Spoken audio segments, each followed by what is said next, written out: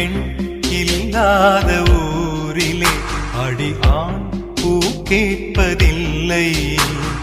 பெண் இல்லாத ஊரிலே கொடிதான் பூ பூப்பதில்லை.